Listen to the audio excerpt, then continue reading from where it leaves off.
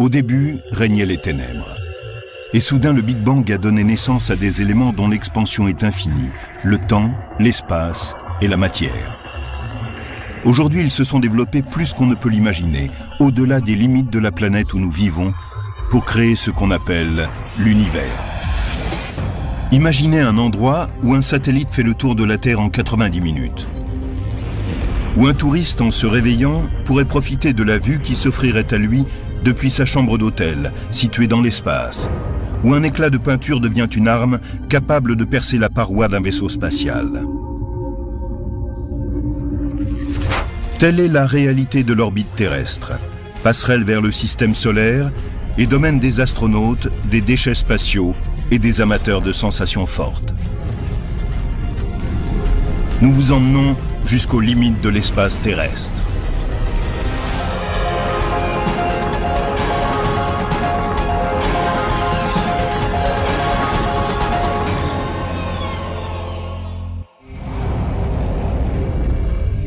Dans un avenir pas si lointain, un humain embarquera à bord d'une fusée et sera lancé directement en orbite à 160 km de la Terre.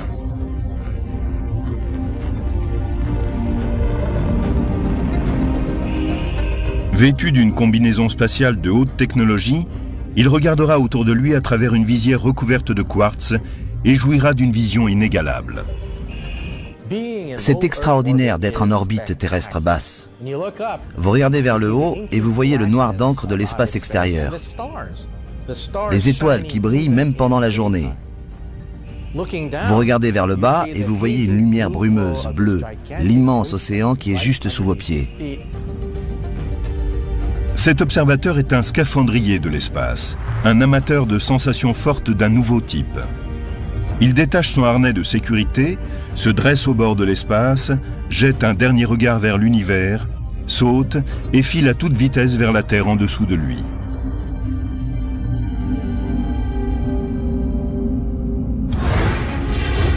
Le saut dans l'espace est une des activités que l'on pourrait un jour pratiquer dans l'orbite terrestre, cette zone qui entoure la Terre et commence à 160 km au-dessus du niveau de la mer. C'est le domaine des satellites et des stations spatiales. Et si les combinaisons orbitales le permettent, ce sera aussi celui d'un sport extrême, le saut dans l'espace.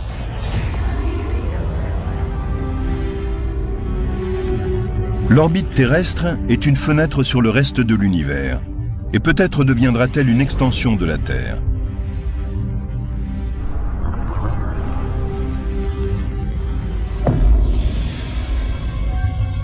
Mais l'environnement y est très différent de celui de notre planète.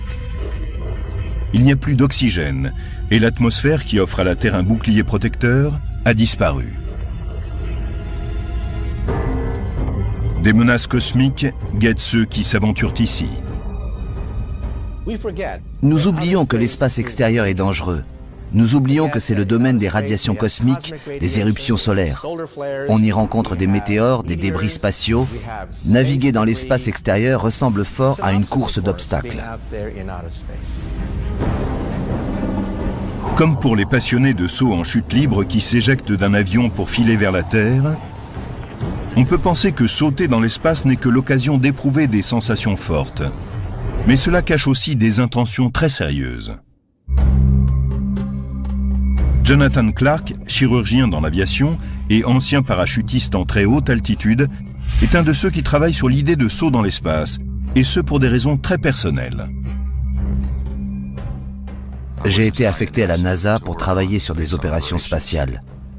Et puis, ma femme était astronaute.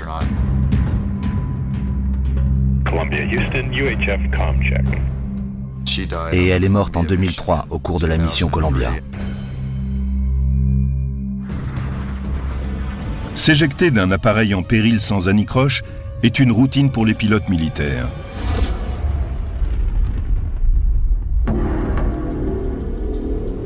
Mais pour les astronautes, en revanche, il n'existe pas de procédure qui leur permettrait de s'éjecter d'un vaisseau spatial en cas de catastrophe.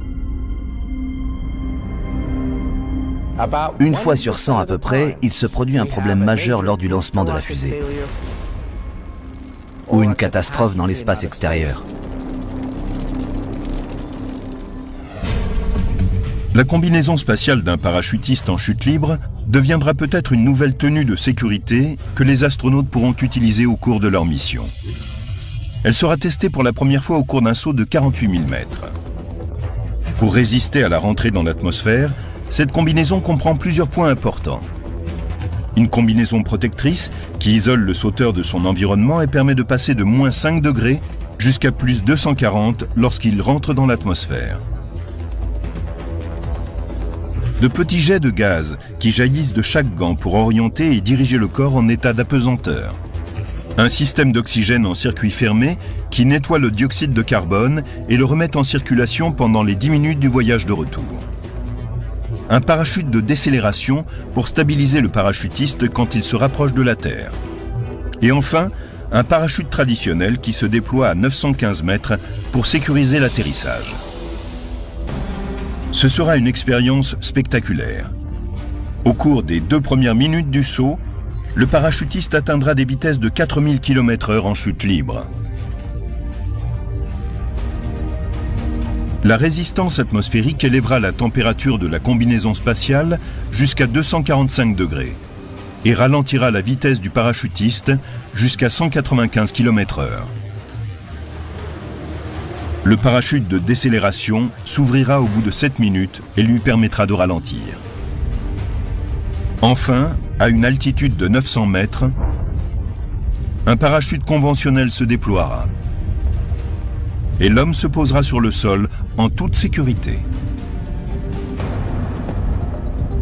Ce sera comme au cinéma. Chris Gilliam est chef costumier à Hollywood. Il dirige la création au sein de la société Orbital Outfitters. Au sein de cette entreprise, il a conçu toute une série de combinaisons spatiales. Sa précision légendaire lui a valu une commande de la NASA pour concevoir une veste spatiale pour femmes. Quand vous regardez de près de vraies combinaisons, vous comprenez qu'il ne s'agit pas simplement d'une tenue blanche avec des accessoires en plastique et un casque en forme de bulle. Il faut penser une combinaison spatiale comme s'il s'agissait d'un vaisseau individuel. Pour mieux protéger le corps, les combinaisons spatiales sont conçues couche par couche. Imaginez le genre de vêtements dont vous auriez besoin pour d'abord traverser un désert aux conditions 2 fois pires que celles qui règnent dans le Sahara, et une seconde plus tard, passer dans un environnement comme celui de l'Arctique. Voilà ce qu'il vous faudrait. Quand on regarde la forme et le mode de fonctionnement de ces combinaisons orbitales, on voit que Gilliam a pensé aux armures médiévales pour concevoir ses créations futuristes. Voici un gant du XIVe siècle. Cette articulation est presque identique à celle du gant d'une combinaison spatiale. Et tous deux ont presque la même forme et accomplissent la même fonction. Il faudra peut-être des années avant que ce type de saut ne devienne une réalité. Mais les amateurs de sensations fortes partent déjà vers les limites de l'espace dans le domaine de l'orbite terrestre. Jusqu'en 2001, le privilège de tourner en orbite autour de la Terre était réservé à une petite élite, des astronautes choisis pour travailler dans l'espace. Mais c'était avant que le tourisme spatial ne devienne une réalité. Beaucoup de gens, quand ils pensent au vol dans l'espace, rêvent d'y aller eux-mêmes. Depuis le tout début, ceux qui réfléchissaient sur les vols spatiaux prévoyaient déjà l'avènement du tourisme spatial. À l'heure actuelle, la société Space Adventures est la seule qui permette d'accomplir ce rêve. Nous sommes la seule société privée de voyages spatiaux. Space Adventures a démarré son activité il y a 10 ans, quand un premier client est parti pour un voyage en très haute altitude à bord d'un avion supersonique russe. Quand il est revenu et qu'il a raconté qu'il avait vu la courbe de la Terre et le ciel sombre par-dessus, j'ai su que notre activité allait pouvoir se développer, que des millions de gens à travers le monde voudraient partir avec nous. En 2001, un milliardaire, l'investisseur Denis Tito, prit contact avec Space Adventures pour organiser un voyage dans l'orbite terrestre. l'ère du tourisme spatial privé était née. Le vol de Denis Tito vers la Station spatiale internationale marquait les débuts du tourisme spatial. Ce fut une immense réussite, pleine de signification. La communauté spatiale qui observait l'aventure trouva cela formidable et applaudit. Une nouvelle ère était née. J'aime l'espace. Space Adventures propose maintenant des voyages vers la Station spatiale internationale pour une somme de 30 millions de dollars. Vous apprenez plein de choses sur la fusée, sur le vaisseau spatial à bord duquel vous allez vous envoler, ainsi que sur la station spatiale. Et vous apprenez comment vivre, manger, travailler et même aller aux toilettes une fois dans l'espace. Pour arriver à la Station spatiale internationale, les touristes de l'espace devront d'abord voyager avec des Russes dans une capsule Soyouz. Elle a navigué avec succès pendant 35 ans. C'est un exploit technologique de vous faire décoller et de vous placer en orbite en moins de 8 minutes. Une fois arrivés à la station spatiale, les touristes de l'espace vivent comme de vrais astronautes. Le confort est très relatif. Donc si vous aimez le camping et n'y voyez aucun inconvénient, vous serez parfaitement bien dans une station spatiale. Si vous avez l'habitude de faire des excursions dans la nature sans le confort d'un toit, alors les équipements du vaisseau spatial vous conviendront.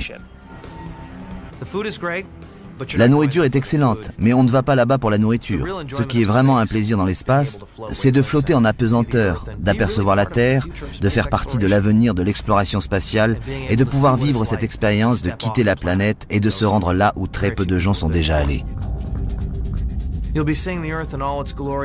On peut admirer 16 couchers et 16 levées de soleil par jour, étant donné la vitesse à laquelle on tourne autour de la Terre.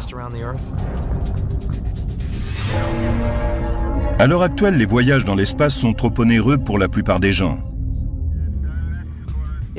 Pour vous rendre simplement dans l'orbite terrestre basse, cela vous coûterait près de 20 000 $ par kilo. Autrement dit, vous paieriez votre poids en or.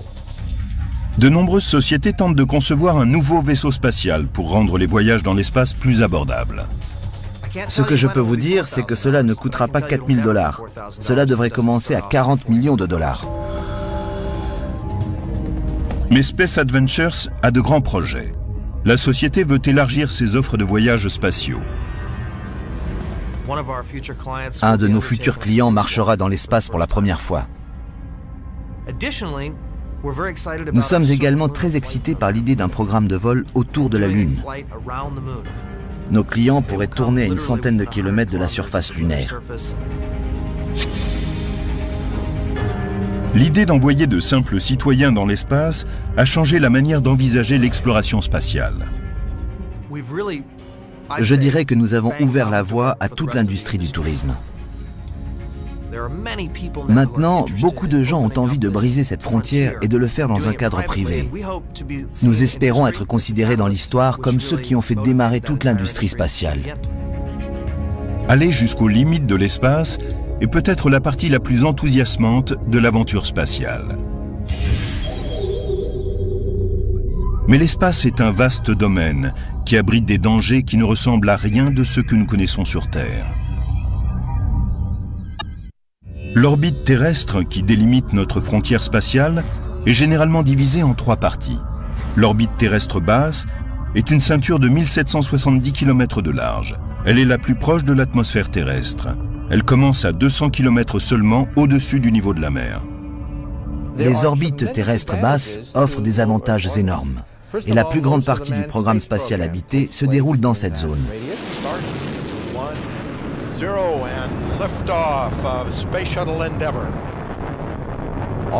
Les satellites espions, les satellites de communication, les satellites météo occupent également cette orbite terrestre basse. L'orbite terrestre basse est comme une ville grouillant d'activité. Le télescope spatial Hubble et la Station spatiale internationale sont chez eux dans l'orbite terrestre basse. Soyouz et la navette spatiale accomplissent ici leur mission. Les objets et les hommes placés en orbite terrestre basse peuvent faire le tour de la Terre en 90 minutes. 45 minutes du côté ensoleillé de la Terre et 45 minutes du côté à l'ombre. À part quelques voyages vers la Lune, toutes les incursions humaines dans l'espace se sont produites dans l'orbite terrestre basse. Ce qui est essentiel à comprendre, c'est que si vous n'atteignez pas l'orbite terrestre basse, vous ne pouvez aller nulle part. Or, le but de tout vol spatial habité est de se rendre ailleurs. L'orbite terrestre basse est une sorte de porte d'entrée pour ce type d'aventure. Au-dessus de l'orbite terrestre basse se trouve une région appelée orbite moyenne, qui se situe à une distance de la Terre comprise entre 1900 et 22 000 km. De nombreux satellites de communication sont placés en orbite ici, y compris les GPS. Les satellites GPS tournent à environ 19 000 km de la Terre, dans une orbite que nous appelons semi-synchrone. Ils font à peu près 2 fois le tour de la Terre en 12 heures. Les GPS sont placés sur 6 plans orbitaux. Imaginez un globe terrestre autour duquel se dessinent 6 orbites séparées par des distances égales et 4 à 5 satellites par plan orbital. Cela nous permet de couvrir le monde entier. Les satellites GPS étant placés à cette altitude, ils peuvent surveiller n'importe quel point du globe à toute heure du jour et de la nuit. Il faut 4 satellites pour couvrir un emplacement précis. Le premier trace un cercle autour de la zone, le second et le troisième affinent la position, et enfin le quatrième peut dire exactement où vous êtes. C'est aussi dans l'orbite terrestre moyenne que réside la terrible ceinture de radiation de Van Allen. Ces zones de particules énergétiques peuvent entraîner dans un mouvement de spirale destructeur un satellite de 300 millions de dollars, ou bombarder un être humain d'une dose de rayons mortels. Elles s'étirent depuis la Terre comme des anneaux de forme allongée. Les satellites sont placés à des altitudes très précises, afin d'éviter ces ceintures de particules venues du Soleil, particulièrement destructrices. Encore plus loin, on trouve l'orbite terrestre haute, ou orbite géosynchrone. Si l'orbite basse est une ville très animée, l'orbite haute est un paysage rural. À une altitude située entre 35 000 et 56 000 km au-dessus du niveau de la mer, les satellites survolent la Terre. Ils ont un point de vue incomparable sur n'importe quel endroit, fût-il à une très longue distance. Plus de 2000 satellites résident dans l'orbite terrestre haute. Ces satellites semblent être stationnaires. Ils accomplissent un tour de la Terre toutes les 24 heures. Mais une illusion d'optique nous laisse penser qu'ils sont immobiles dans l'espace extérieur. Pour atteindre l'orbite terrestre, un objet doit d'abord quitter le sol, puis être placé dans l'espace. La fusée ou le vaisseau spatial a donc besoin d'atteindre une vitesse appropriée pour parvenir à la direction et à l'altitude visée. Une vitesse de quelques km/h est trop faible. La force de gravité et la force de résistance de l'atmosphère basse abattraient le vaisseau spatial et le conduiraient à s'écraser au sol. Il faut sortir de la résistance de l'atmosphère basse, dépasser cette zone de turbulence et de friction, filer ensuite dans la bonne direction et accélérer quand on est au-dessus de cette atmosphère sensible. C'est pour une excellente raison que le vaisseau spatial est lancé tout droit et non en angle, comme celui d'un avion. Un lancement spatial typique consiste à filer tout droit dans l'atmosphère pour traverser d'abord sa partie la plus épaisse, puis décrire un arc sur quelques kilomètres et enfin augmenter la vitesse pour aller dans la direction prévue. Pour atteindre l'orbite visée, un vaisseau spatial doit se déplacer à 28 000 km/h et suivre une trajectoire précise depuis le sol jusqu'à l'altitude désirée. À 1 degré près, il peut terminer sur une mauvaise orbite. Après avoir effectué un trajet de 8 minutes et consommé des millions de litres de carburant, le vaisseau est enfin en orbite. Une orbite est un parcours répété autour d'un objet. Comme la Terre, quand elle tourne autour du Soleil, un satellite ou un vaisseau spatial est maintenu en orbite par la gravitation. La masse de la Terre crée une force gravitationnelle qui détourne le parcours d'un objet de la ligne droite. On pourrait supposer que l'attraction terrestre perd beaucoup de son influence à cette altitude dans le ciel. Mais en orbite terrestre basse, la force de gravitation ne perd que 2% de sa puissance par rapport à ce qu'elle est à la surface de la Terre. Pour rester en orbite, il faut aller à une vitesse suffisante pour ne pas retomber sur la Terre, mais filer également assez vite pour que la courbe de votre trajet ne frappe pas celle de la surface terrestre. Simplement, vous tombez en décrivant une courbe autour de la planète. Vous n'êtes pas débarrassé de la force de gravitation, c'est elle qui vous fait tourner autour de la planète. Elle vous maintient dans ce trajet circulaire. Et c'est elle qui vous permet de revenir sur Terre. En théorie, un objet peut rester éternellement en orbite, tant qu'il va assez vite pour résister à l'attraction terrestre. Il y a deux types d'orbites, circulaires et elliptiques. Les orbites circulaires maintiennent les satellites ou les vaisseaux spatiaux à une altitude constante et leur permettent de décrire un cercle régulier autour de la Terre.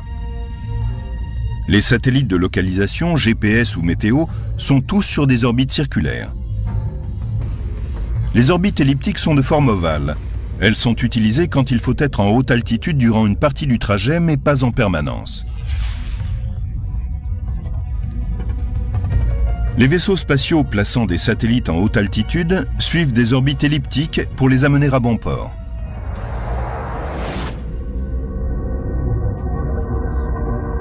Que l'on suive un trajet circulaire ou elliptique, de nombreux dangers se présentent dans l'orbite terrestre.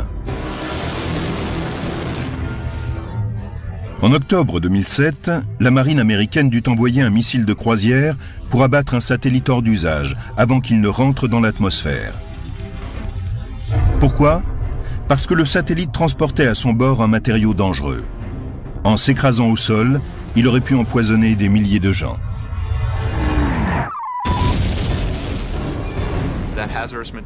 Il s'agissait d'hydrazine qui entre dans la composition du carburant des fusées. C'est ce qu'on a appelé l'opération Burn Frost. C'est la plus grosse opération jusqu'à ce jour pour protéger la planète d'un problème qui ne fait que grandir, celui des débris ou détritus spatiaux.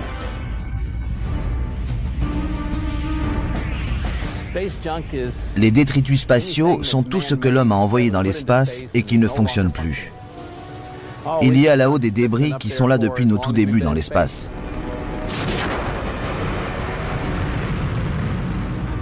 Comme une décharge qui se remplit petit à petit de détritus, les débris se sont accumulés autour de la Terre depuis le lancement du premier Spoutnik en 1957.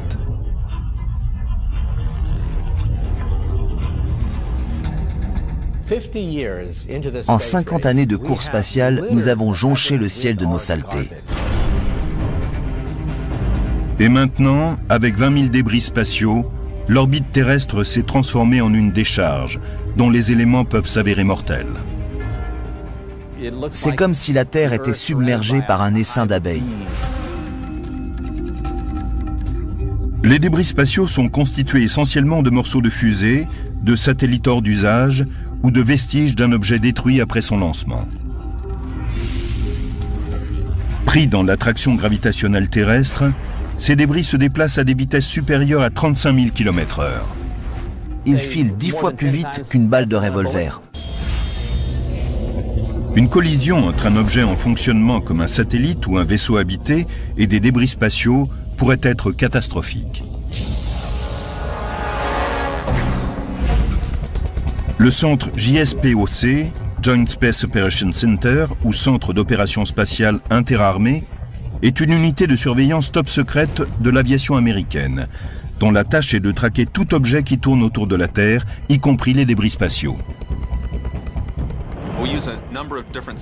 Nous utilisons une foule de capteurs comme ceux du Space Surveillance Network, le réseau de surveillance spatiale.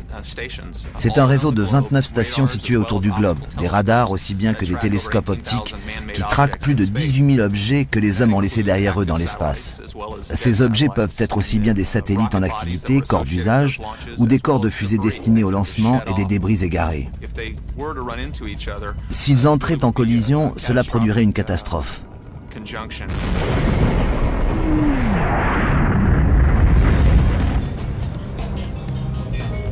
Pour être suivi par le JSPOC, le débris doit mesurer au moins 5 cm de large. Les objets plus petits ne peuvent pas être repérés.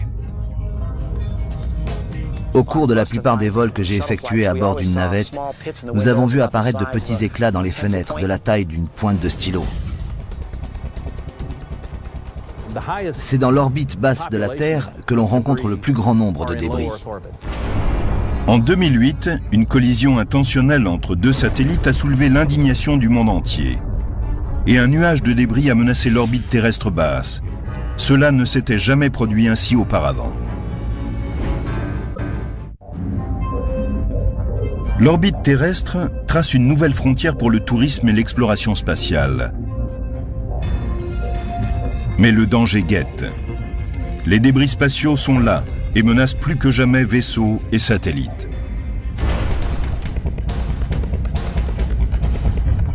En 2007, on estimait la quantité totale de débris spatiaux à 20 000.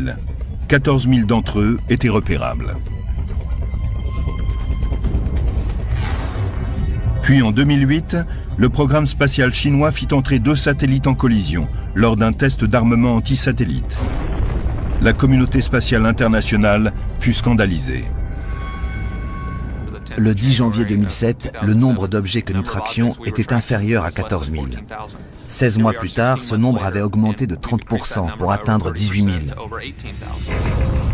Le problème des débris spatiaux continue à se développer. Des collisions se sont déjà produites entre des détritus spatiaux et des objets en activité.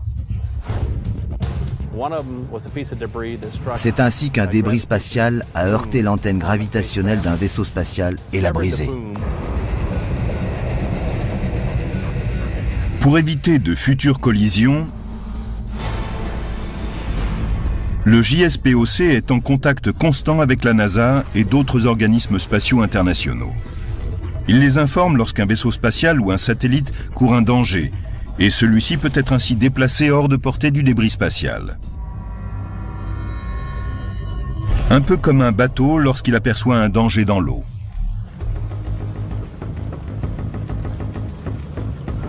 Quand on est sur l'eau, c'est ce qu'on ne peut pas voir qui provoque le plus de dégâts, comme lorsqu'on entre en collision avec un tronc d'arbre par exemple, ou quelque autre obstacle qui se trouverait sur la surface de l'eau.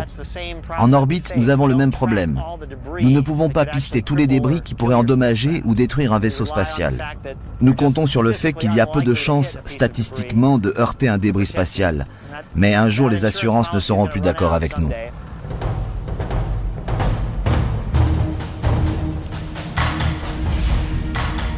Par chance, il ne s'est jamais produit de collision grave entre un vaisseau habité et des débris spatiaux. Enfin, pour le moment. Nous n'avons jamais vu un vaisseau spatial piloté par un homme se heurter à des débris en orbite et être endommagé. Mais on a déjà été proche de la catastrophe. Les objets, quelle que soit leur taille, risquent toujours d'être déviés de leur orbite par un détritus spatial.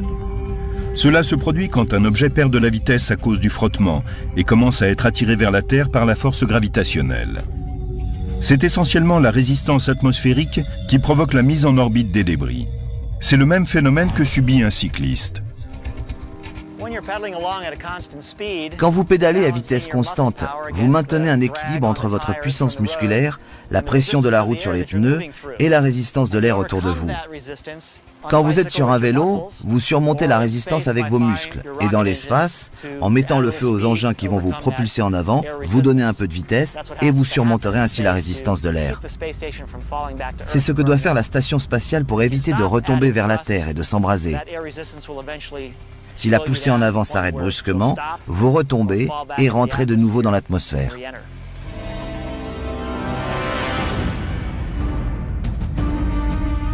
Certains morceaux survivent parfois à cette rentrée. Et la taille de ceux qui sont tombés sur Terre est effrayante.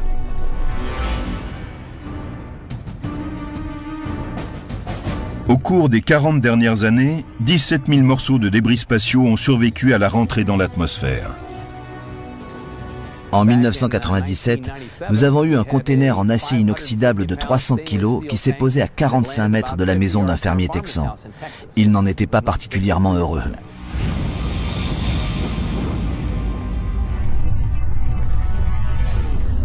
Lorsqu'un morceau de débris survit à la rentrée, il se déplace à une vitesse de 200 km/h avant de toucher le sol.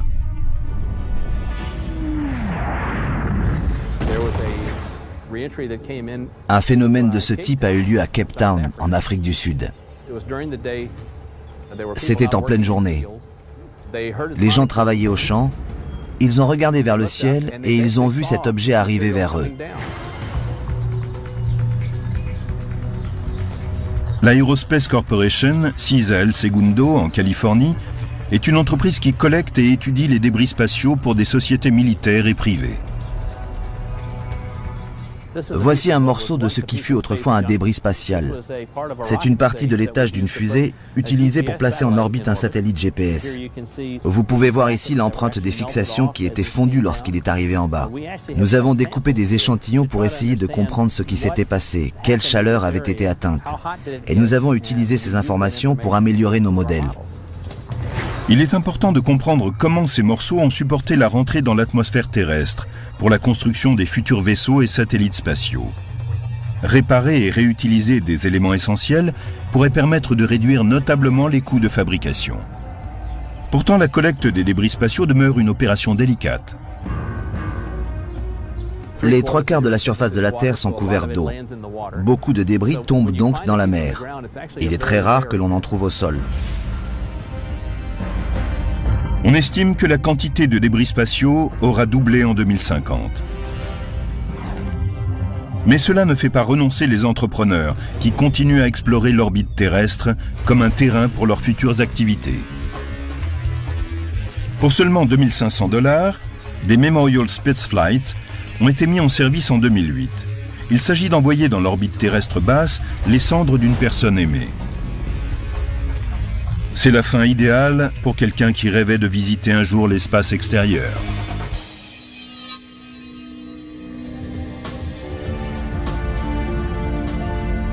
Ce n'est que l'une des nombreuses idées que les entrepreneurs développent pour utiliser l'orbite terrestre. Mais pour mener à bien une entreprise spatiale, il faut obtenir un droit d'occupation permanente. Nous sommes au tout début du XXIe siècle et je prévois que l'espace deviendra une zone industrielle. Skylab, Mir et maintenant la Station spatiale internationale ont fourni un terrain pour les expériences spatiales et les habitations à long terme. Et si les sociétés privées possédaient elles aussi un vaisseau spatial en orbite autour de la Terre? Je pense que nous avons été et que nous sommes encore la première société à avoir déployé ce type de structure.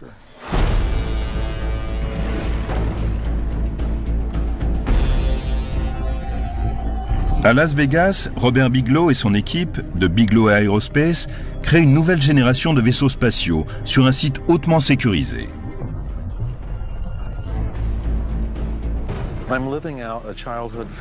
Je réalise un rêve de gosse.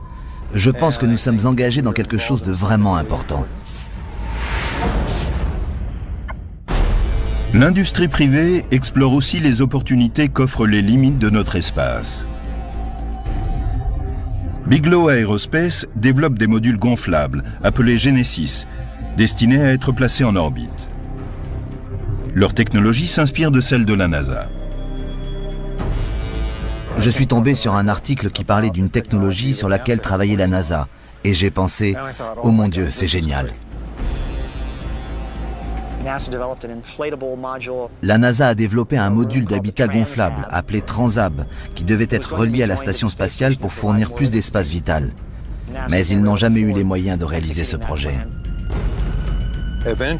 En fait, après un certain nombre d'années, nous avons acquis auprès de la NASA la licence de ces brevets. Le concept est ingénieux. Les vaisseaux spatiaux Bigelow sont des modules gonflables qui restent pliés dans le nez d'une fusée non habitée au cours de son lancement. Ils triplent ensuite de volume pour atteindre leur taille maximum une fois qu'ils sont placés en orbite. Dans une fusée porteuse, vous avez énormément de place. Comme dans cette bouteille, par exemple. Si vous lancez quelque chose qui peut ensuite tripler de volume, vous pouvez emporter beaucoup de choses. Nous utilisons du gaz comprimé pour lui donner sa taille finale. Le vaisseau gonflable peut être adapté à tout ce dont peut avoir besoin le client. Laboratoire de recherche, atelier de fabrication, espace hôtelier, toutes les activités qui peuvent se loger dans l'orbite terrestre. Nous pouvons accueillir toute une variété de clients et ils ne devront payer que pour la durée précise qui les intéresse. Le vaisseau spatial est composé de matériaux très durables mais flexibles, appelés Soft Good Systems. Vous roulez sans arrêt sur ce type de matériaux. Vous utilisez par exemple des pneus qui sont des systèmes gonflables solides et très fiables. Bigelow n'a aucune inquiétude quant à la fiabilité de ce système de lancement. Les 18 fusées de lancement Dniepr qu'il utilise sont celles auxquelles les Russes se fient pour leurs chargements les plus précieux. À l'heure actuelle, ils ont environ 1100 de ces fusées, dotées de missiles nucléaires. Ce n'est pas la fusée qui pourrait être pour nous source d'échecs. Une fois en orbite, les équipements sont alimentés par 4 panneaux solaires, tout comme la Station spatiale internationale. Le vaisseau spatial Genesis est une nouvelle génération de stations spatiales, et cela pourrait être une nette amélioration pour l'appareil conçu par les organismes officiels.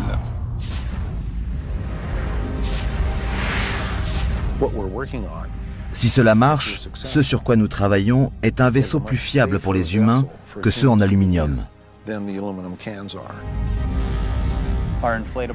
Notre structure expansible est capable de protéger de tous les effets thermiques possibles, des micrométéorites et des radiations. Aujourd'hui, Bigelow Aerospace possède 2 vaisseaux privés, Genesis 1 et 2, qui orbitent à 550 km de la Terre. Ce sont les seuls vaisseaux spatiaux privés de ce type qui tournent aux limites de l'espace.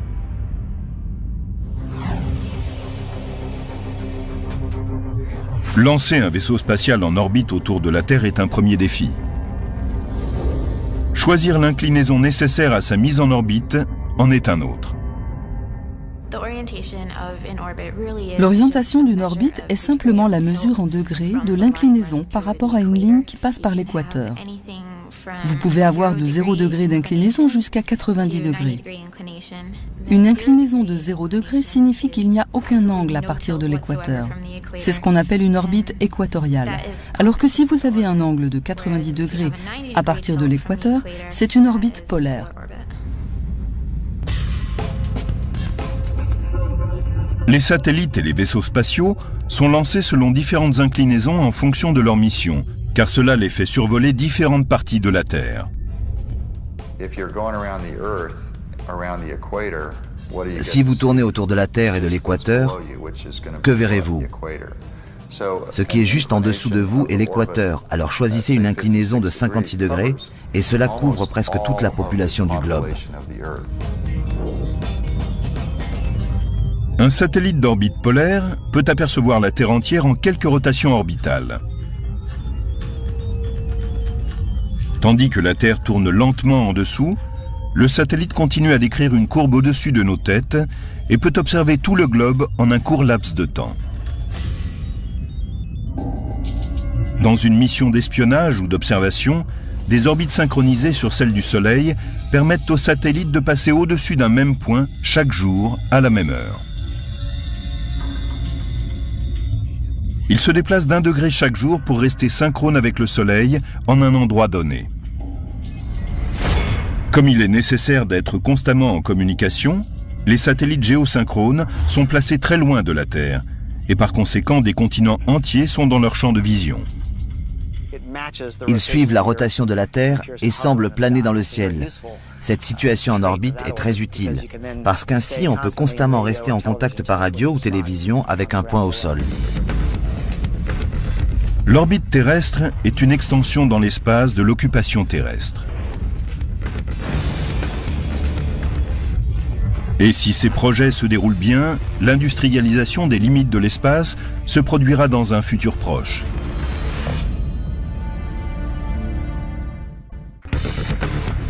Il y a 40 ans seulement, John Glenn commençait son tour de la Terre en orbite. Ce que promettent les 50 ou 100 prochaines années pour l'orbite terrestre est aussi passionnant que le premier pas sur la Lune a pu l'être pour une génération précédente. Bigelow Aerospace a déjà franchi une étape importante en lançant en orbite ses modules Genesis 1 et 2. Mais le futur vaisseau spatial emmènera des touristes privés. Personne n'a jamais fait ça jusqu'à présent. Certes, des hommes sont allés dans l'espace, mais nous essayons que cela soit possible pour tout un chacun. Voici Sundancer, un espace habitable de 300 mètres cubes qui pourra accueillir 3 vies humaines sans limite de durée. Nous devons ajouter un certain nombre d'équipements pour maintenir la vie de 3 personnes dans un environnement viable. Il s'agit de la concentration d'air et du système fournisseur d'oxygène qui doit recycler le CO2 à travers un contrôle rigoureux de la chaleur et de l'humidité. Le vaisseau Sundancer offre plus d'espace que celui dont dispose la Station spatiale internationale. Plusieurs modules pourront être reliés ensemble, comme un jeu de construction pour enfants, pour former des installations plus importantes. La forme choisie dépendra de la fonction et de la mission du vaisseau. Mais comme les pionniers partaient sur les océans à la recherche de nouvelles terres, il s'agit ici de partir pour un territoire inconnu.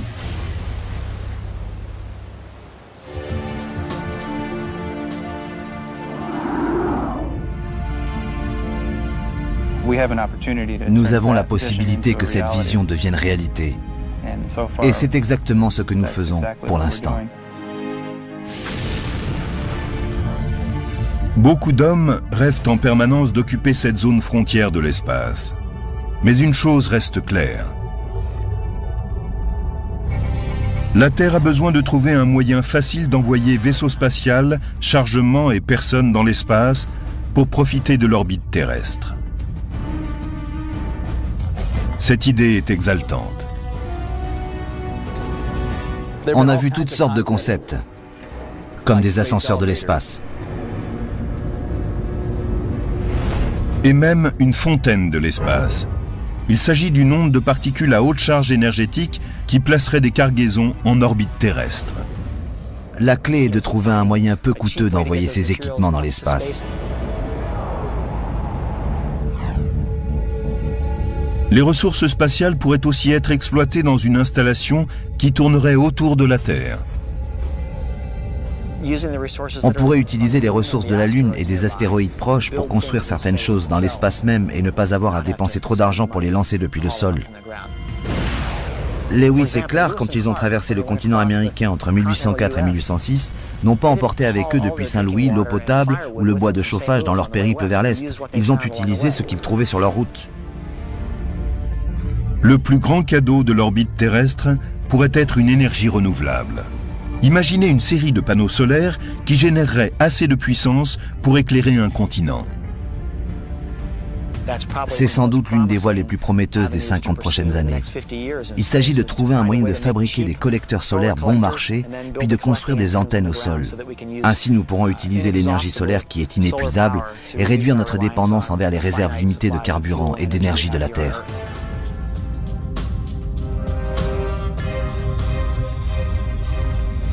Une chose est certaine, le bord de l'espace est la porte d'entrée vers de futures explorations, une halte vers d'autres destinations dans l'univers. Je suis impatient de voir ce que seront les prochaines décennies. Aujourd'hui, la Terre est vraiment le jardin d'Éden de l'humanité. Depuis que nous y vivons, nous avons pris soin de notre planète, de nos parcs, et nous avons préservé les choses que nous aimons. Tout ce que nous faisons en termes de fabrication, d'extraction de matières premières, d'énergie et d'exploitation minière, tout cela peut se faire dans l'espace. Et évidemment, l'orbite terrestre basse est une porte d'entrée vers le reste du système solaire.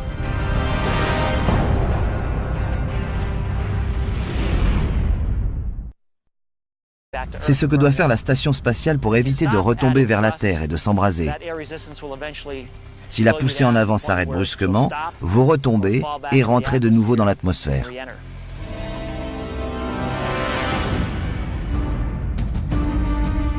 Certains morceaux survivent parfois à cette rentrée. Et la taille de ceux qui sont tombés sur Terre est effrayante.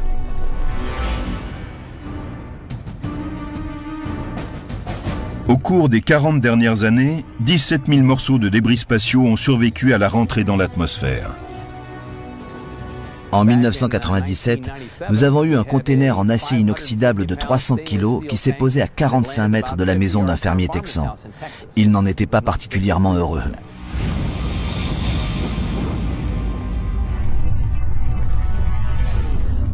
Lorsqu'un morceau de débris survit à la rentrée, il se déplace à une vitesse de 200 km/h avant de toucher le sol.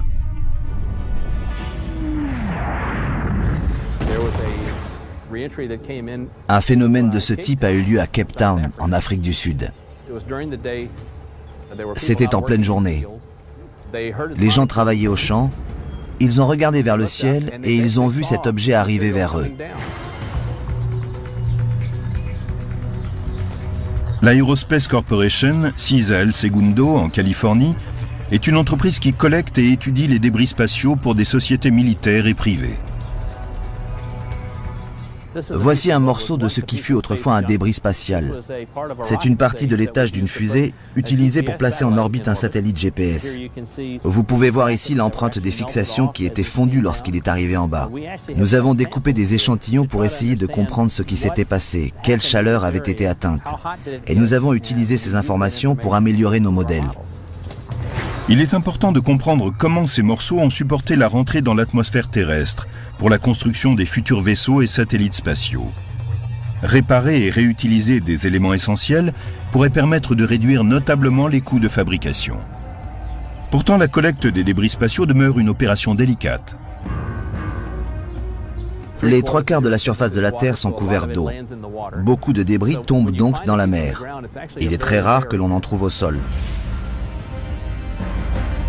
On estime que la quantité de débris spatiaux aura doublé en 2050. Mais cela ne fait pas renoncer les entrepreneurs qui continuent à explorer l'orbite terrestre comme un terrain pour leurs futures activités. Pour seulement 2 500 $, des Memorial Spaceflights ont été mis en service en 2008. Il s'agit d'envoyer dans l'orbite terrestre basse les cendres d'une personne aimée. C'est la fin idéale pour quelqu'un qui rêvait de visiter un jour l'espace extérieur.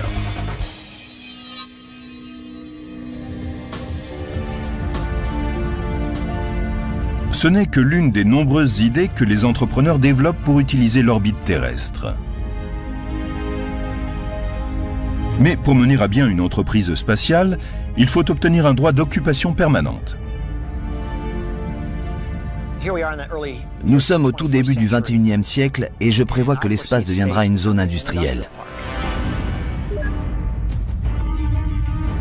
Skylab, Mir et maintenant la Station spatiale internationale ont fourni un terrain pour les expériences spatiales et les habitations à long terme. Et si les sociétés privées possédaient elles aussi un vaisseau spatial en orbite autour de la Terre? Je pense que nous avons été et que nous sommes encore la première société à avoir déployé ce type de structure.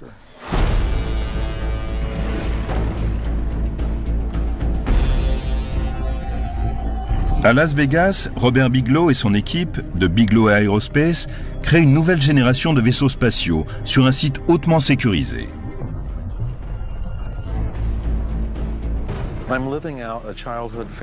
Je réalise un rêve de gosse. Je pense que nous sommes engagés dans quelque chose de vraiment important. L'industrie privée explore aussi les opportunités qu'offrent les limites de notre espace. Bigelow Aerospace développe des modules gonflables, appelés Genesis, destinés à être placés en orbite. Leur technologie s'inspire de celle de la NASA. Je suis tombé sur un article qui parlait d'une technologie sur laquelle travaillait la NASA. Et j'ai pensé, oh mon Dieu, c'est génial. La NASA a développé un module d'habitat gonflable appelé Transab qui devait être relié à la station spatiale pour fournir plus d'espace vital. Mais ils n'ont jamais eu les moyens de réaliser ce projet. En fait, après un certain nombre d'années, nous avons acquis auprès de la NASA la licence de ces brevets. Le concept est ingénieux. Les vaisseaux spatiaux Bigelow sont des modules gonflables qui restent pliés dans le nez d'une fusée non habitée au cours de son lancement. Ils triplent ensuite de volume pour atteindre leur taille maximum une fois qu'ils sont placés en orbite. Dans une fusée porteuse, vous avez énormément de place. Comme dans cette bouteille, par exemple. Si vous lancez quelque chose qui peut ensuite tripler de volume, vous pouvez emporter beaucoup de choses. Nous utilisons du gaz comprimé pour lui donner sa taille finale. Le vaisseau gonflable peut être adapté à tout ce dont peut avoir besoin le client. Laboratoire de recherche, atelier de fabrication, espace hôtelier, toutes les activités qui peuvent se loger dans l'orbite terrestre. Nous pouvons accueillir toute une variété de clients et ils ne devront payer que pour la durée précise qui les intéresse. Le vaisseau spatial est composé de matériaux très durables mais flexibles, appelés Soft Good Systems. Vous roulez sans arrêt sur ce type de matériaux. Vous utilisez par exemple des pneus qui sont des systèmes gonflables solides et très fiables. Bigelow n'a aucune inquiétude quant à la fiabilité de ce système de lancement. Les 18 fusées de lancement Dniepr qu'il utilise sont celles auxquelles les Russes se fient pour leurs chargements les plus précieux. À l'heure actuelle, ils ont environ 1100 de ces fusées, dotées de missiles nucléaires. Ce n'est pas la fusée qui pourrait être pour nous source d'échecs. Une fois en orbite, les équipements sont alimentés par 4 panneaux solaires, tout comme la...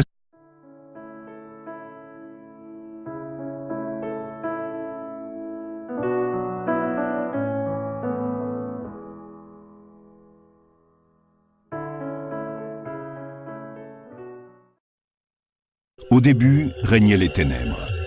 Et soudain, le Big Bang a donné naissance à des éléments dont l'expansion est infinie, le temps, l'espace et la matière. Aujourd'hui, ils se sont développés plus qu'on ne peut l'imaginer, au-delà des limites de la planète où nous vivons, pour créer ce qu'on appelle l'univers.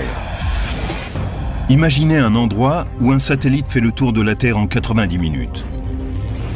Où un touriste, en se réveillant, pourrait profiter de la vue qui s'offrirait à lui depuis sa chambre d'hôtel, située dans l'espace. Où un éclat de peinture devient une arme capable de percer la paroi d'un vaisseau spatial. Telle est la réalité de l'orbite terrestre, passerelle vers le système solaire et domaine des astronautes, des déchets spatiaux et des amateurs de sensations fortes. Nous vous emmenons jusqu'aux limites de l'espace terrestre.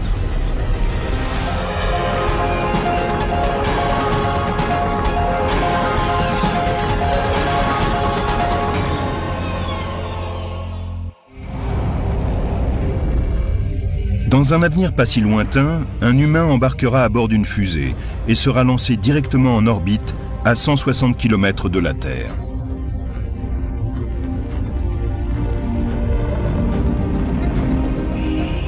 Vêtu d'une combinaison spatiale de haute technologie, il regardera autour de lui à travers une visière recouverte de quartz et jouira d'une vision inégalable. C'est extraordinaire d'être en orbite terrestre basse. Vous regardez vers le haut et vous voyez le noir d'encre de l'espace extérieur. Les étoiles qui brillent même pendant la journée. Vous regardez vers le bas et vous voyez une lumière brumeuse, bleue, l'immense océan qui est juste sous vos pieds. Cet observateur est un scaphandrier de l'espace, un amateur de sensations fortes d'un nouveau type. Il détache son harnais de sécurité, se dresse au bord de l'espace, jette un dernier regard vers l'univers, saute et file à toute vitesse vers la Terre en dessous de lui.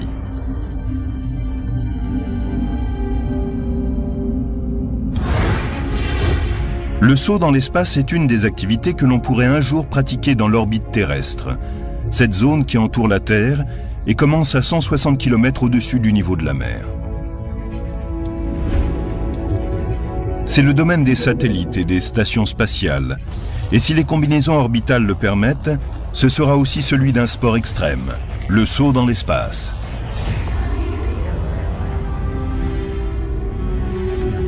L'orbite terrestre est une fenêtre sur le reste de l'univers, et peut-être deviendra-t-elle une extension de la Terre.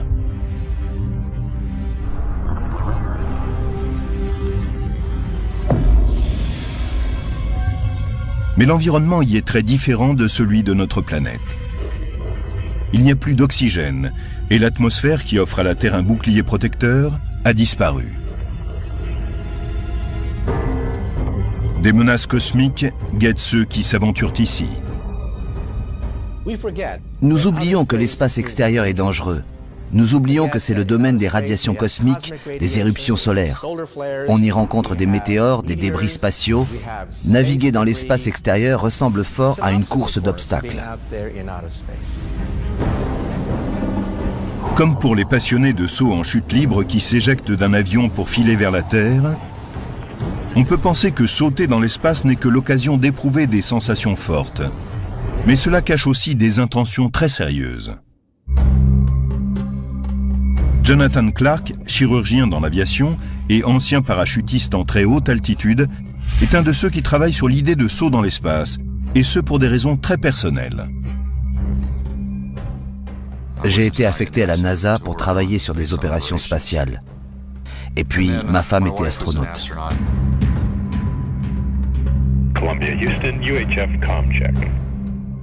Et elle est morte en 2003 au cours de la mission Columbia. S'éjecter d'un appareil en péril sans anicroche est une routine pour les pilotes militaires.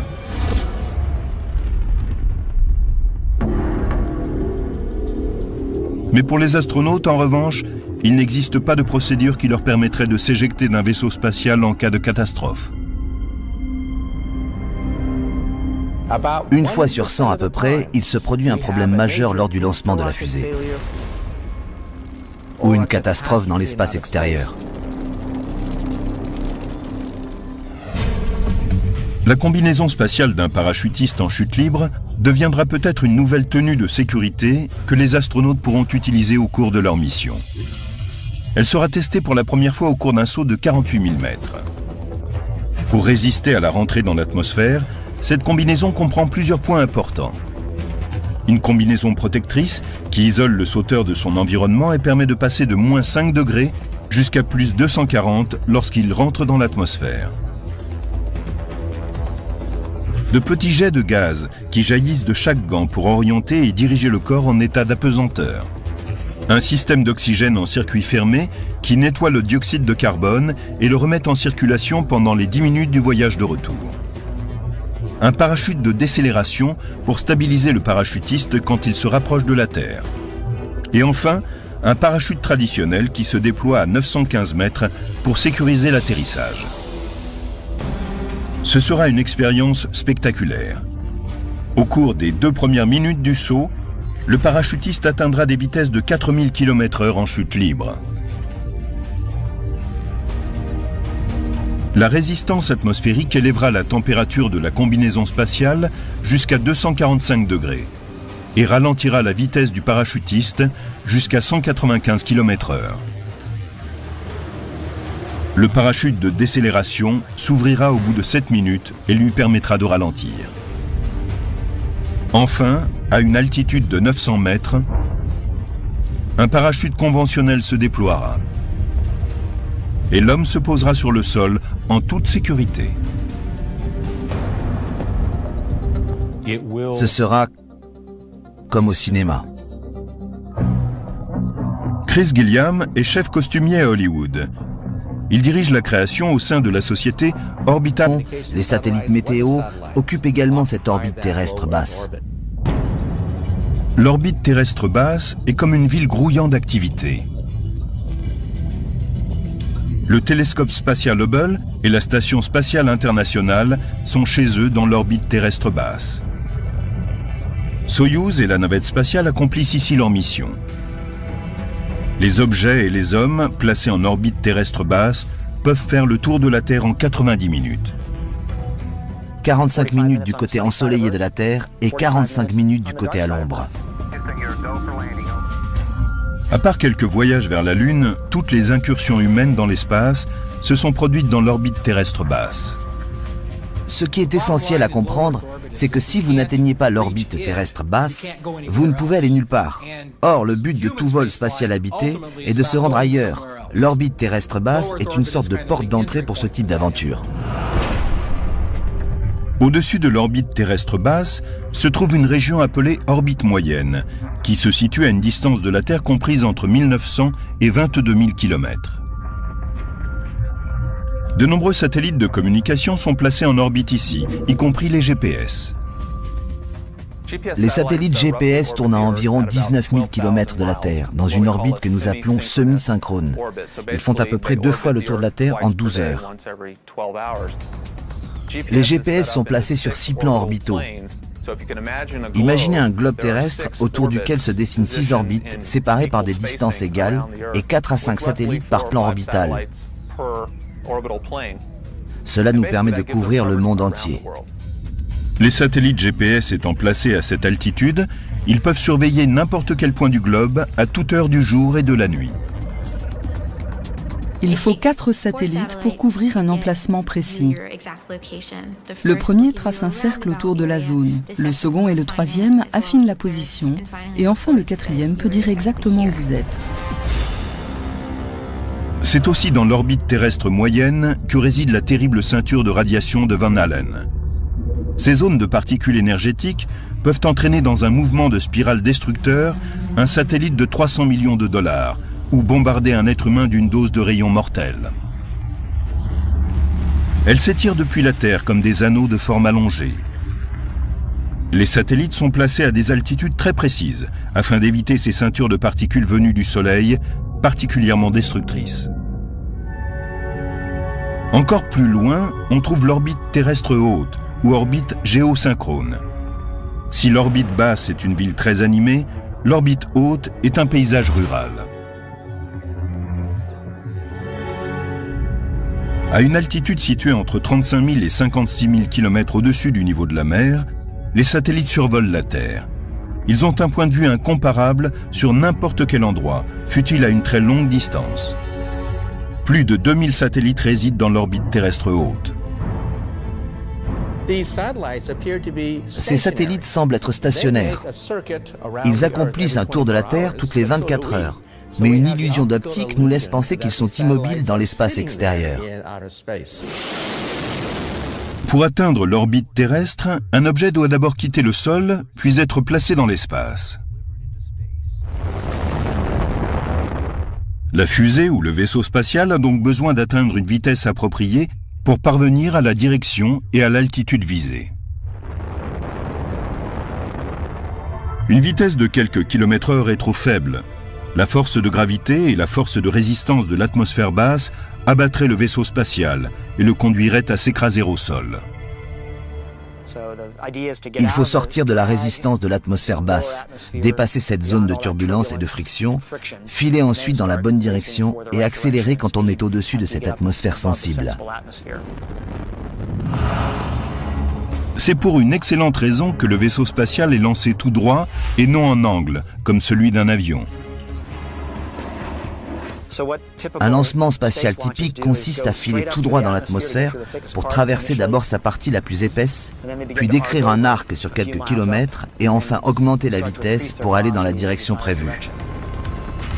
Pour atteindre l'orbite visée, un vaisseau spatial doit se déplacer à 28 000 km/h et suivre une trajectoire précise depuis le sol jusqu'à l'altitude désirée. À 1 degré près, il peut terminer sur une mauvaise orbite. Après avoir effectué un trajet de 8 minutes et consommé des millions de litres de carburant, le vaisseau est enfin en orbite. Une orbite est un parcours répété autour d'un objet. Comme la Terre, quand elle tourne autour du Soleil, un satellite ou un vaisseau spatial est maintenu en orbite par la gravitation. La masse de la Terre crée une force gravitationnelle qui détourne le parcours d'un objet de la ligne droite. On pourrait supposer que l'attraction terrestre perd beaucoup de son influence à cette altitude dans le ciel. Mais en orbite terrestre basse, la force de gravitation ne perd que 2% de sa puissance par rapport à ce qu'elle est à la surface de la Terre. Pour rester en orbite, il faut aller à une vitesse suffisante pour ne pas retomber sur la Terre, mais filer également assez vite pour que la courbe de votre trajet ne frappe pas celle de la surface terrestre. Simplement, vous tombez en décrivant une courbe autour de la planète. Vous n'êtes pas débarrassé de la force de gravitation, c'est elle qui vous fait tourner autour de la planète. Elle vous maintient dans ce trajet circulaire. Et c'est elle qui vous permet de revenir sur Terre. En théorie, un objet peut rester éternellement en orbite, tant qu'il va assez vite pour résister à l'attraction terrestre. Il y a deux types d'orbites, circulaires et elliptiques. Les orbites circulaires maintiennent les satellites ou les vaisseaux spatiaux à une altitude constante et leur permettent de décrire un cercle régulier autour de la Terre. Les satellites de localisation, GPS ou météo, sont tous sur des orbites circulaires. Les orbites elliptiques sont de forme ovale. Elles sont utilisées quand il faut être en haute altitude durant une partie du trajet, mais pas en permanence.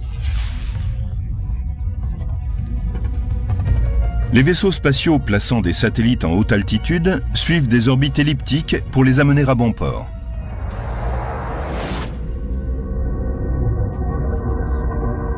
Que l'on suive un trajet circulaire ou elliptique, de nombreux dangers se présentent dans l'orbite terrestre. En octobre 2007, la marine américaine dut envoyer un missile de croisière pour abattre un satellite hors d'usage avant qu'il ne rentre dans l'atmosphère. Pourquoi? Parce que le satellite transportait à son bord un matériau dangereux. En s'écrasant au sol, il aurait pu empoisonner des milliers de gens.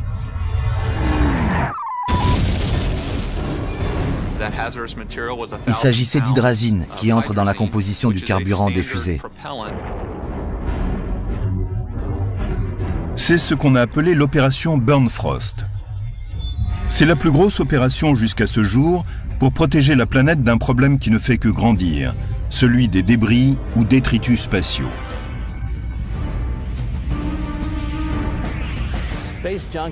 Les détritus spatiaux sont tout ce que l'homme a envoyé dans l'espace et qui ne fonctionne plus.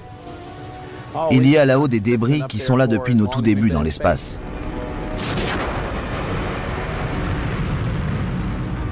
Comme une décharge qui se remplit petit à petit de détritus, les débris se sont accumulés autour de la Terre depuis le lancement du premier Spoutnik en 1957.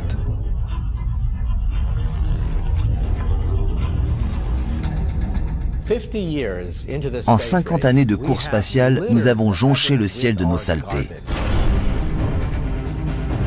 Et maintenant, avec 20 000 débris spatiaux, l'orbite terrestre s'est transformée en une décharge, dont les éléments peuvent s'avérer mortels.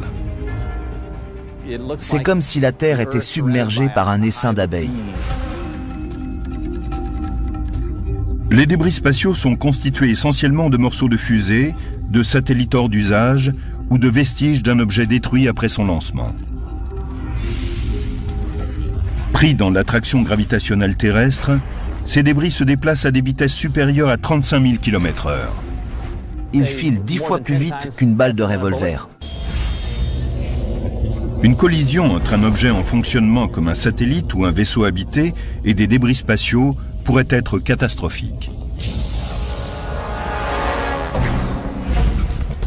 Le centre JSPOC, Joint Space Operations Center, ou Centre d'opération spatiale interarmée, est une unité de surveillance top secrète de l'aviation américaine, dont la tâche est de traquer tout objet qui tourne autour de la Terre, y compris les débris spatiaux. Nous utilisons une foule de capteurs comme ceux du Space Surveillance Network, le réseau de surveillance spatiale. C'est un réseau de 29 stations situées autour du globe, des radars aussi bien que des télescopes optiques qui traquent plus de 18 000 objets que les hommes ont laissés derrière eux dans l'espace. Ces objets peuvent être aussi bien des satellites en activité, corps d'usage, ou des corps de fusées destinés au lancement et des débris égarés. S'ils entraient en collision, cela produirait une catastrophe.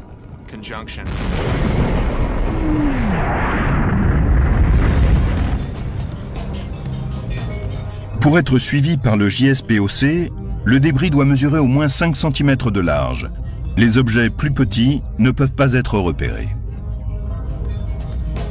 Au cours de la plupart des vols que j'ai effectués à bord d'une navette, nous avons vu apparaître de petits éclats dans les fenêtres de la taille d'une pointe de stylo. C'est dans l'orbite basse de la Terre que l'on rencontre le plus grand nombre de débris. En 2008, une collision intentionnelle entre deux satellites a soulevé l'indignation du monde entier. Et un nuage de débris a menacé l'orbite terrestre basse, Cela ne s'était jamais produit ainsi auparavant. L'orbite terrestre trace une nouvelle frontière pour le tourisme et l'exploration spatiale.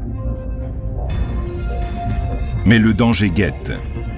Les débris spatiaux sont là et menacent plus que jamais vaisseaux et satellites.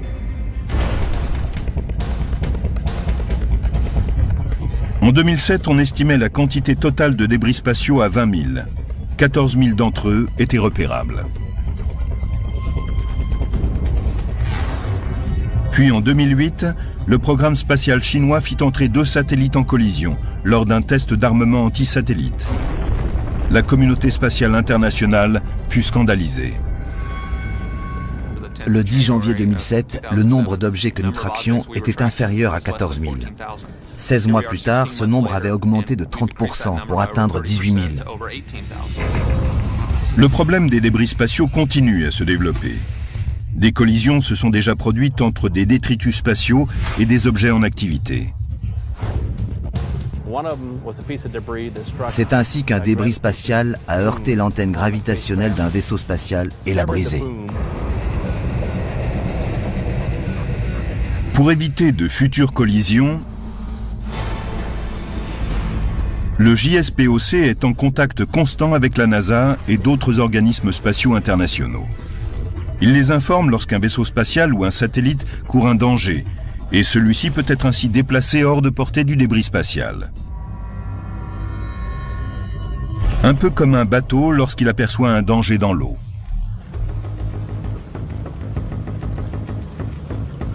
Quand on est sur l'eau, c'est ce qu'on ne peut pas voir qui provoque le plus de dégâts, comme lorsqu'on entre en collision avec un tronc d'arbre par exemple, ou quelque autre obstacle qui se trouverait sur la surface de l'eau. En orbite, nous avons le même problème. Nous ne pouvons pas pister tous les débris qui pourraient endommager ou détruire un vaisseau spatial. Nous comptons sur le fait qu'il y a peu de chances, statistiquement, de heurter un débris spatial. Mais un jour, les assurances ne seront plus d'accord avec nous.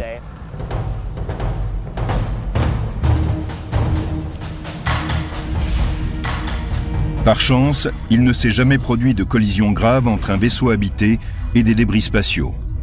Enfin, pour le moment. Nous n'avons jamais vu un vaisseau spatial piloté par un homme se heurter à des débris en orbite et être endommagé. Mais on a déjà été proche de la catastrophe. Les objets, quelle que soit leur taille, risquent toujours d'être déviés de leur orbite par un détritus spatial. Cela se produit quand un objet perd de la vitesse à cause du frottement et commence à être attiré vers la Terre par la force gravitationnelle. C'est essentiellement la résistance atmosphérique qui provoque la mise en orbite des débris. C'est le même phénomène que subit un cycliste. Quand vous pédalez à vitesse constante, vous maintenez un équilibre entre votre puissance musculaire, la pression de la route sur les pneus et la résistance de l'air autour de vous. Quand vous êtes sur un vélo, vous surmontez la résistance avec vos muscles et dans l'espace, en mettant le feu aux engins qui vont vous propulser en avant, vous donnez un peu de vitesse et vous surmonterez ainsi la résistance de l'air. Outfitters. Au sein de cette entreprise, il a conçu toute une série de combinaisons spatiales. Sa précision légendaire lui a valu une commande de la NASA pour concevoir une veste spatiale pour femmes. Quand vous regardez de près de vraies combinaisons, vous comprenez qu'il ne s'agit pas simplement d'une tenue blanche avec des accessoires en plastique et un casque en forme de bulle. Il faut penser une combinaison spatiale comme s'il s'agissait d'un vaisseau individuel. Pour mieux protéger le corps, les combinaisons spatiales sont conçues couche par couche. Imaginez le genre de vêtements dont vous auriez besoin pour d'abord traverser un désert aux conditions 2 fois pires que celles qui règnent dans le Sahara, et une seconde plus tard, passer dans un environnement comme celui de l'Arctique. Voilà ce qu'il vous faudrait. Quand on regarde la forme et le mode de fonctionnement de ces combinaisons orbitales, on voit que Gilliam a pensé aux armures médiévales pour concevoir ses créations futuristes. Voici un gant du XIVe siècle. Cette articulation est presque identique à celle du gant d'une combinaison spatiale. Et tous deux ont presque la même forme et accomplissent la même fonction. Il faudra peut-être des années avant que ce type de saut ne devienne une réalité. Mais les amateurs de sensations fortes partent déjà vers les limites de l'espace dans le domaine de l'orbite terrestre. Jusqu'en 2001, le privilège de tourner en orbite autour de la Terre était réservé à une petite élite, des astronautes choisis pour travailler dans l'espace. Mais c'était avant que le tourisme spatial ne devienne une réalité. Beaucoup de gens, quand ils pensent au vol dans l'espace, rêvent d'y aller eux-mêmes. Depuis le tout début, ceux qui réfléchissaient sur les vols spatiaux prévoyaient déjà l'avènement du tourisme spatial. À l'heure actuelle, la société Space Adventures est la seule qui permette d'accomplir ce rêve. Nous sommes la seule société privée de voyages spatiaux. Space Adventures a démarré son activité il y a 10 ans, quand un premier client est parti pour un voyage en très haute altitude à bord d'un avion supersonique russe. Quand il est revenu et qu'il a raconté qu'il avait vu la courbe de la Terre et le ciel sombre par-dessus, j'ai su que notre activité allait pouvoir se développer, que des millions de gens à travers le monde voudraient partir avec nous. En 2001, un milliardaire, l'investisseur Denis Tito, prit contact avec Space Adventures pour organiser un voyage dans l'orbite terrestre. L'ère du tourisme spatial privé était née. Le vol de Denis Tito vers la Station spatiale internationale marquait les débuts du tourisme spatial. Ce fut une immense réussite, pleine de signification. La communauté spatiale qui observait l'aventure trouva cela formidable et applaudit. Une nouvelle ère était née. J'aime l'espace.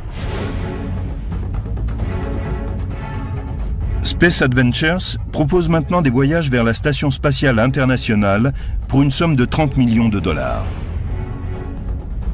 Vous apprenez plein de choses sur la fusée, sur le vaisseau spatial à bord duquel vous allez vous envoler, ainsi que sur la station spatiale.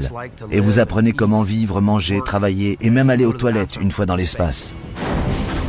Pour arriver à la Station spatiale internationale, les touristes de l'espace devront d'abord voyager avec des Russes dans une capsule Soyouz. Elle a navigué avec succès pendant 35 ans. C'est un exploit technologique de vous faire décoller et de vous placer en orbite en moins de 8 minutes. Une fois arrivés à la station spatiale, les touristes de l'espace vivent comme de vrais astronautes. Le confort est très relatif. Donc si vous aimez le camping et n'y voyez aucun inconvénient, vous serez parfaitement bien dans une station spatiale. Si vous avez l'habitude de faire des excursions dans la nature sans le confort d'un toit, alors les équipements du vaisseau spatial vous conviendront. La nourriture est excellente, mais on ne va pas là-bas pour la nourriture. Ce qui est vraiment un plaisir dans l'espace, c'est de flotter en apesanteur, d'apercevoir la Terre, de faire partie de l'avenir de l'exploration spatiale et de pouvoir vivre cette expérience de quitter la planète et de se rendre là où très peu de gens sont déjà allés. On peut admirer 16 couchers et 16 levées de soleil par jour, étant donné la vitesse à laquelle on tourne autour de la Terre. À l'heure actuelle, les voyages dans l'espace sont trop onéreux pour la plupart des gens. Pour vous rendre simplement dans l'orbite terrestre basse, cela vous coûterait près de 20 000 $ par kilo. Autrement dit, vous paieriez votre poids en or. De nombreuses sociétés tentent de concevoir un nouveau vaisseau spatial pour rendre les voyages dans l'espace plus abordables. Ce que je peux vous dire, c'est que cela ne coûtera pas 4 000 $. Cela devrait commencer à 40 millions de dollars. Mais Space Adventures a de grands projets. La société veut élargir ses offres de voyages spatiaux. Un de nos futurs clients marchera dans l'espace pour la première fois. Nous sommes également très excités par l'idée d'un programme de vol autour de la Lune. Nos clients pourraient tourner à une centaine de kilomètres de la surface lunaire. L'idée d'envoyer de simples citoyens dans l'espace a changé la manière d'envisager l'exploration spatiale. Je dirais que nous avons ouvert la voie à toute l'industrie du tourisme. Maintenant, beaucoup de gens ont envie de briser cette frontière et de le faire dans un cadre privé. Nous espérons être considérés dans l'histoire comme ceux qui ont fait démarrer toute l'industrie spatiale.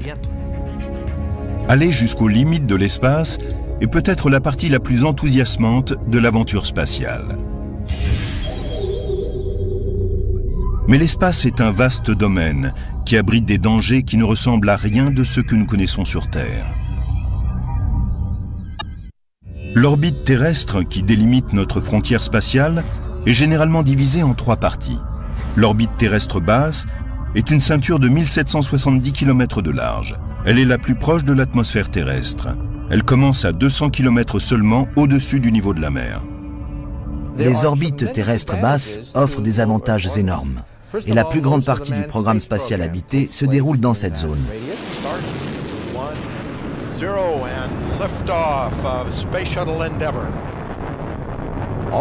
Les satellites espions, les satellites de communication... Et cela ne fait pas renoncer les entrepreneurs qui continuent à explorer l'orbite terrestre comme un terrain pour leurs futures activités. Pour seulement 2 500 $, des Memorial Spaceflights ont été mis en service en 2008. Il s'agit d'envoyer dans l'orbite terrestre basse les cendres d'une personne aimée. C'est la fin idéale pour quelqu'un qui rêvait de visiter un jour l'espace extérieur.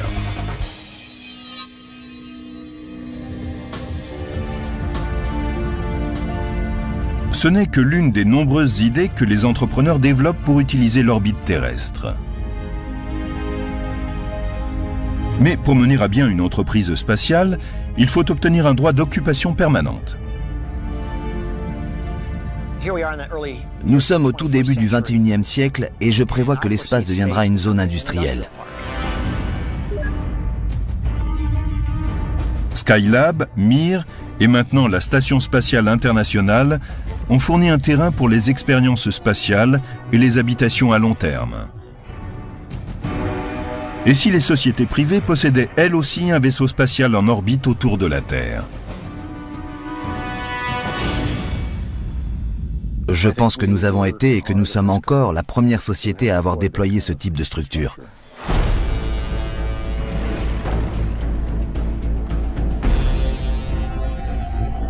À Las Vegas, Robert Bigelow et son équipe de Bigelow Aerospace créent une nouvelle génération de vaisseaux spatiaux sur un site hautement sécurisé.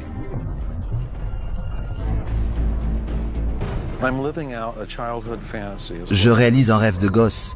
Je pense que nous sommes engagés dans quelque chose de vraiment important. L'industrie privée explore aussi les opportunités qu'offrent les limites de notre espace. Bigelow Aerospace développe des modules gonflables, appelés Genesis, destinés à être placés en orbite. Leur technologie s'inspire de celle de la NASA. Je suis tombé sur un article qui parlait d'une technologie sur laquelle travaillait la NASA. Et j'ai pensé, oh mon Dieu, c'est génial. La NASA a développé un module d'habitat gonflable appelé Transab qui devait être relié à la station spatiale pour fournir plus d'espace vital. Mais ils n'ont jamais eu les moyens de réaliser ce projet. En fait, après un certain nombre d'années, nous avons acquis auprès de la NASA la licence de ces brevets. Le concept est ingénieux. Les vaisseaux spatiaux Bigelow sont des modules gonflables qui restent pliés dans le nez d'une fusée non habitée au cours de son lancement. Ils triplent ensuite de volume pour atteindre leur taille maximum une fois qu'ils sont placés en orbite. La société tente de concevoir un nouveau vaisseau spatial pour rendre les voyages dans l'espace plus abordables. Ce que je peux vous dire, c'est que cela ne coûtera pas 4 000 $. Cela devrait commencer à 40 millions de dollars. Mais Space Adventures a de grands projets. La société veut élargir ses offres de voyages spatiaux. Un de nos futurs clients marchera dans l'espace pour la première fois. Nous sommes également très excités par l'idée d'un programme de vol autour de la Lune. Nos clients pourraient tourner à une centaine de kilomètres de la surface lunaire. L'idée d'envoyer de simples citoyens dans l'espace a changé la manière d'envisager l'exploration spatiale. Je dirais que nous avons ouvert la voie à toute l'industrie du tourisme. Maintenant, beaucoup de gens ont envie de briser cette frontière et de le faire dans un cadre privé. Nous espérons être considérés dans l'histoire comme ceux qui ont fait démarrer toute l'industrie spatiale. Aller jusqu'aux limites de l'espace est peut-être la partie la plus enthousiasmante de l'aventure spatiale. Mais l'espace est un vaste domaine qui abrite des dangers qui ne ressemblent à rien de ce que nous connaissons sur Terre. L'orbite terrestre qui délimite notre frontière spatiale est généralement divisée en 3 parties. L'orbite terrestre basse est une ceinture de 1770 km de large. Elle est la plus proche de l'atmosphère terrestre. Elle commence à 200 km seulement au-dessus du niveau de la mer. Les orbites terrestres basses offrent des avantages énormes. Et la plus grande partie du programme spatial habité se déroule dans cette zone.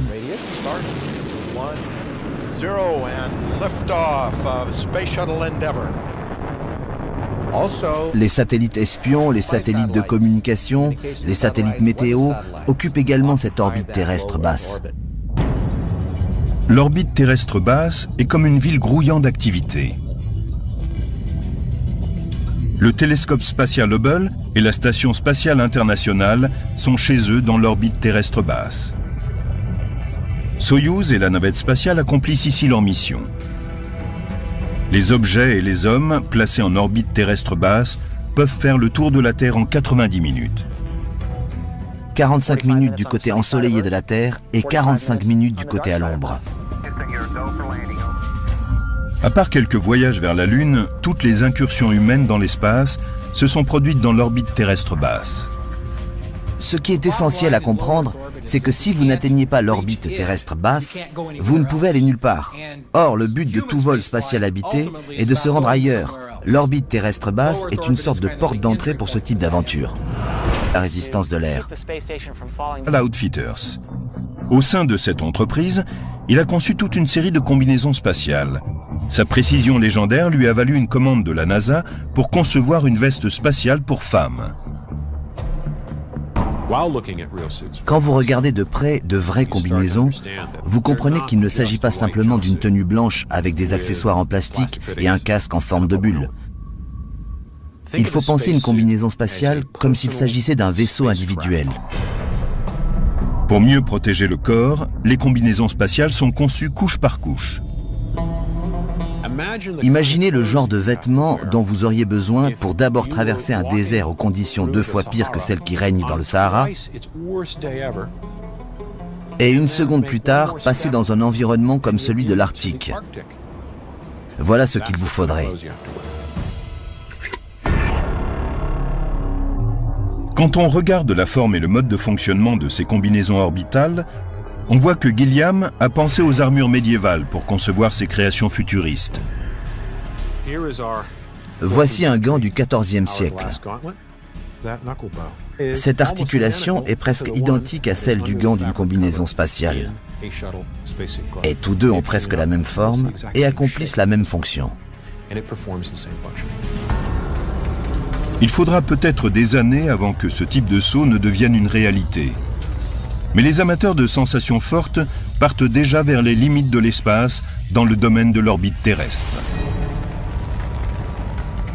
Jusqu'en 2001, le privilège de tourner en orbite autour de la Terre était réservé à une petite élite, des astronautes choisis pour travailler dans l'espace. Mais c'était avant que le tourisme spatial ne devienne une réalité. Beaucoup de gens, quand ils pensent au vol dans l'espace, rêvent d'y aller eux-mêmes. Depuis le tout début, ceux qui réfléchissaient sur les vols spatiaux prévoyaient déjà l'avènement du tourisme spatial. À l'heure actuelle, la société Space Adventures est la seule qui permette d'accomplir ce rêve. Nous sommes la seule société privée de voyages spatiaux.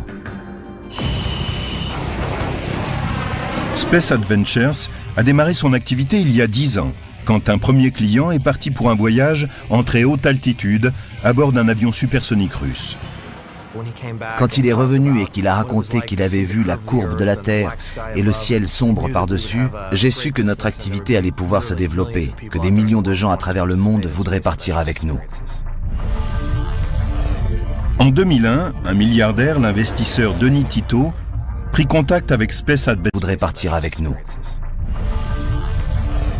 En 2001, un milliardaire, l'investisseur Denis Tito, prit contact avec Space Adventures pour organiser un voyage dans l'orbite terrestre. L'ère du tourisme spatial privé était née. le vol de Denis Tito vers la Station spatiale internationale marquait les débuts du tourisme spatial. Ce fut une immense réussite, pleine de signification. La communauté spatiale qui observait l'aventure trouva cela formidable et applaudit. Une nouvelle ère était née. J'aime l'espace. Space Adventures propose maintenant des voyages vers la Station spatiale internationale pour une somme de 30 millions de dollars. Vous apprenez plein de choses sur la fusée, sur le vaisseau spatial à bord duquel vous allez vous envoler, ainsi que sur la station spatiale. Et vous apprenez comment vivre, manger, travailler et même aller aux toilettes une fois dans l'espace. Pour arriver à la Station spatiale internationale, les touristes de l'espace devront d'abord voyager avec des Russes dans une capsule Soyouz. Elle a navigué avec succès pendant 35 ans. C'est un exploit technologique de vous faire décoller et de vous placer en orbite en moins de 8 minutes. Une fois arrivés à la station spatiale, les touristes de l'espace vivent comme de vrais astronautes. Le confort est très relatif. Donc si vous aimez le camping et n'y voyez aucun inconvénient, vous serez parfaitement bien dans une station spatiale.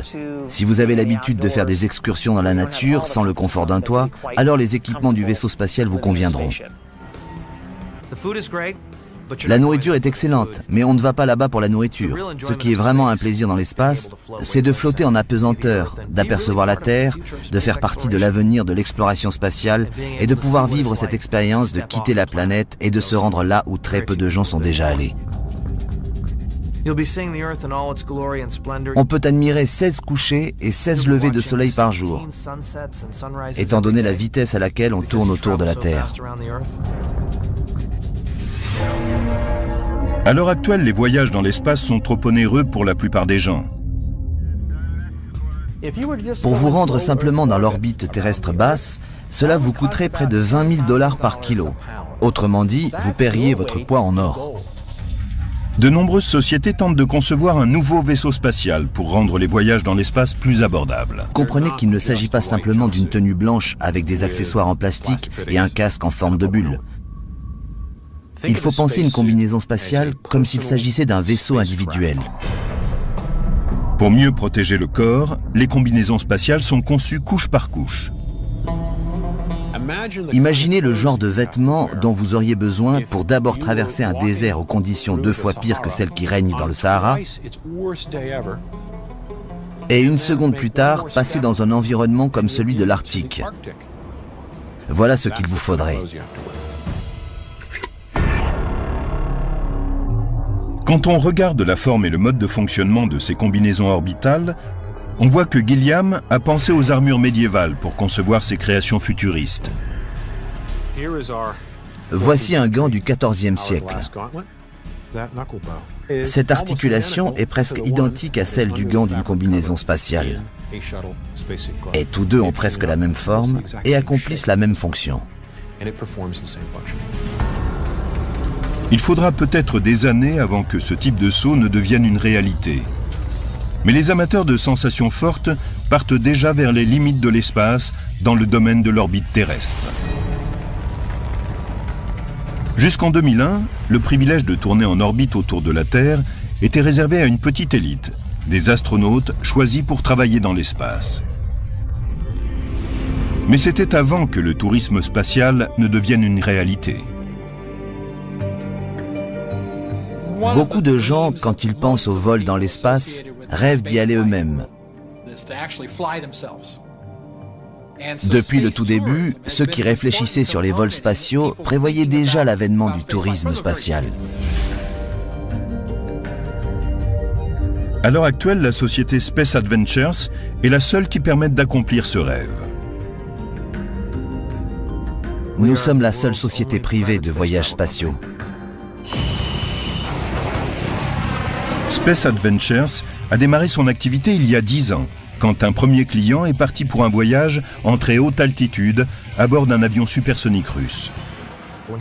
Quand il est revenu et qu'il a raconté qu'il avait vu la courbe de la Terre et le ciel sombre par-dessus, j'ai su que notre activité allait pouvoir se développer, que des millions de gens à travers le monde... Le saut dans l'espace est une des activités que l'on pourrait un jour pratiquer dans l'orbite terrestre. Cette zone qui entoure la Terre et commence à 160 km au-dessus du niveau de la mer. C'est le domaine des satellites et des stations spatiales. Et si les combinaisons orbitales le permettent, ce sera aussi celui d'un sport extrême, le saut dans l'espace.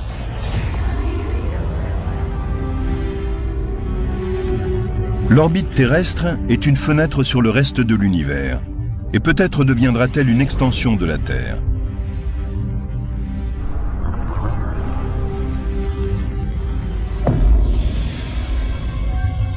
Mais l'environnement y est très différent de celui de notre planète. Il n'y a plus d'oxygène, et l'atmosphère qui offre à la Terre un bouclier protecteur a disparu. Des menaces cosmiques guettent ceux qui s'aventurent ici. Nous oublions que l'espace extérieur est dangereux. Nous oublions que c'est le domaine des radiations cosmiques, des éruptions solaires. On y rencontre des météores, des débris spatiaux. Naviguer dans l'espace extérieur ressemble fort à une course d'obstacles. Comme pour les passionnés de saut en chute libre qui s'éjectent d'un avion pour filer vers la Terre, on peut penser que sauter dans l'espace n'est que l'occasion d'éprouver des sensations fortes. Mais cela cache aussi des intentions très sérieuses. Jonathan Clark, chirurgien dans l'aviation et ancien parachutiste en très haute altitude, est un de ceux qui travaillent sur l'idée de saut dans l'espace, et ce pour des raisons très personnelles. J'ai été affecté à la NASA pour travailler sur des opérations spatiales. Et puis, ma femme était astronaute.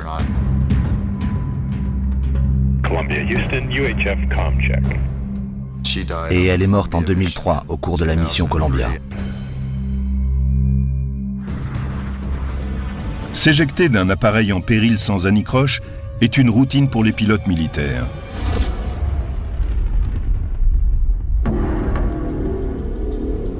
Mais pour les astronautes, en revanche, il n'existe pas de procédure qui leur permettrait de s'éjecter d'un vaisseau spatial en cas de catastrophe. Une fois sur 100 à peu près, il se produit un problème majeur lors du lancement de la fusée. Ou une catastrophe dans l'espace extérieur.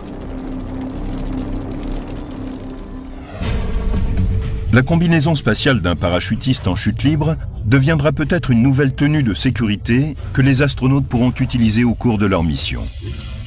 Elle sera testée pour la première fois au cours d'un saut de 48 000 mètres. Pour résister à la rentrée dans l'atmosphère, cette combinaison comprend plusieurs points importants. Une combinaison protectrice qui isole le sauteur de son environnement et permet de passer de moins 5 degrés jusqu'à plus 240 lorsqu'il rentre dans l'atmosphère. De petits jets de gaz qui jaillissent de chaque gant pour orienter et diriger le corps en état d'apesanteur. Un système d'oxygène en circuit fermé qui nettoie le dioxyde de carbone et le remet en circulation pendant les 10 minutes du voyage de retour. Un parachute de décélération pour stabiliser le parachutiste quand il se rapproche de la Terre. Et enfin, un parachute traditionnel qui se déploie à 915 mètres pour sécuriser l'atterrissage. Ce sera une expérience spectaculaire. Au cours des 2 premières minutes du saut, le parachutiste atteindra des vitesses de 4000 km/h en chute libre. La résistance atmosphérique élèvera la température de la combinaison spatiale jusqu'à 245 degrés et ralentira la vitesse du parachutiste jusqu'à 195 km/h. Le parachute de décélération s'ouvrira au bout de 7 minutes et lui permettra de ralentir. Enfin, à une altitude de 900 mètres, un parachute conventionnel se déploiera. Et l'homme se posera sur le sol en toute sécurité. Ce sera comme au cinéma. Chris Gilliam est chef costumier à Hollywood. Il dirige la création au sein de la société Orbital Outfitters. Au sein de cette entreprise, il a conçu toute une série de combinaisons spatiales. Sa précision légendaire lui a valu une commande de la NASA pour concevoir une veste spatiale pour femmes. Quand vous regardez de près de vraies combinaisons, vous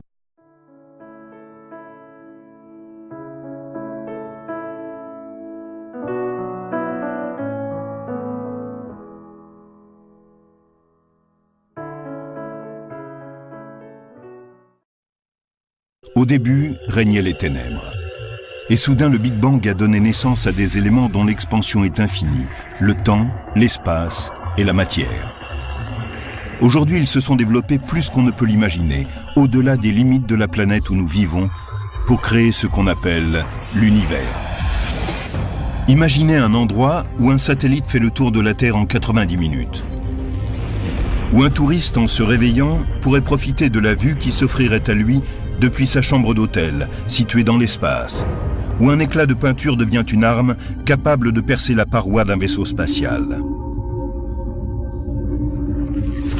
Telle est la réalité de l'orbite terrestre, passerelle vers le système solaire et domaine des astronautes, des déchets spatiaux et des amateurs de sensations fortes. Nous vous emmenons jusqu'aux limites de l'espace terrestre.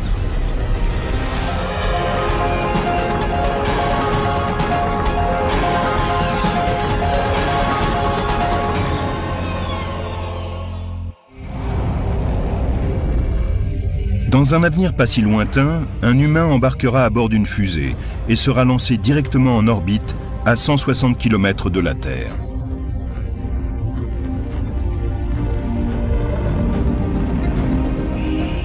Vêtu d'une combinaison spatiale de haute technologie, il regardera autour de lui à travers une visière recouverte de quartz et jouira d'une vision inégalable. C'est extraordinaire d'être en orbite terrestre basse. Vous regardez vers le haut et vous voyez le noir d'encre de l'espace extérieur. Les étoiles qui brillent même pendant la journée. Vous regardez vers le bas et vous voyez une lumière brumeuse, bleue, l'immense océan qui est juste sous vos pieds.